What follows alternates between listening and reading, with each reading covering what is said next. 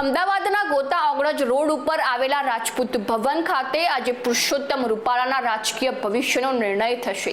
ત્યારે ગઈકાલે રાજ્યના મુખ્યમંત્રી, પ્રદેશ પ્રમુખ અને ક્ષત્રિય સમાજના આગેવાનોની મળેલી બેઠક બાદ આજે ક્ષત્રિય સમાજની 90 સંસ્થાની સંકલન સમિતિ સાથે ચર્ચાસ્પદ મુદ્દે રાજપૂત ભવન ખાતે મહત્વની બેઠક યોજવાનું નક્કી કર્યું હતું, જે મુજબ આજે સામાજિક અને રાજકીય મહારથીઓનું મંથન થશે।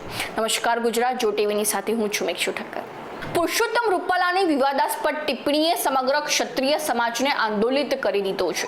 મહત્વની વાત તો એ છે કે આ વિવાદના સમાધાન માટે આજે ક્ષત્રિય સમાજના 90 પ્રતિનિધિઓની બેઠક મળશે। તેમાં પુરુષોત્તમ રૂપાલા અને પ્રદેશ પ્રમુખ CR પાટીલ દ્વારા માંગવામાં આવેલી નહીં, પરંતુ પુરુષોત્તમ રૂપાલાની ઉમેદવારી રદ કર્યા બાદ અન્ય ઉમેદવારને જ મૂકવામાં આવે તેવી માંગ સાથે ક્ષત્રિય સમાજ અક્કડ જોવા મળી રહ્યો છે। અને બીજી બાજુ આ મુદ્દા બાબતે વિવિધ રાજવી પરિવારો પણ આ આંદોલનને સમર્થન આપી રહ્યા છે।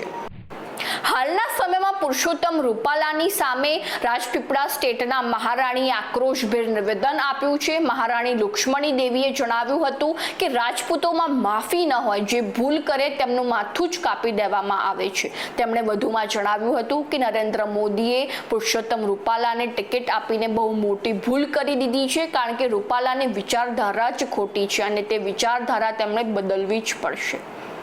અને બીજી બાજુ અમદાવાદના ગોતા ખાતે ક્ષત્રિય સમાજની બેઠક મળે તે પહેલા જ રાજકોટના પેલેસ રોડ ઉપર આવેલા આશાપુરા માતાજીના મંદિર ખાતે ક્ષત્રિય સમાજની મહિલાઓએ અન્નનો ત્યાગ કરી દીધો છે, જેના કારણે સમગ્ર મામલો પેચીદો અને પડકારરૂપ બની ગયો છે। તો હવે જોવું રહ્યું કે આગળની પરિસ્થિતિ કેવી સર્જાશે। તો આવી જ નવી માહિતીને જાણવા માટે ફોલો કરો જો ટીવી મેક્ષુ ઠક્કર।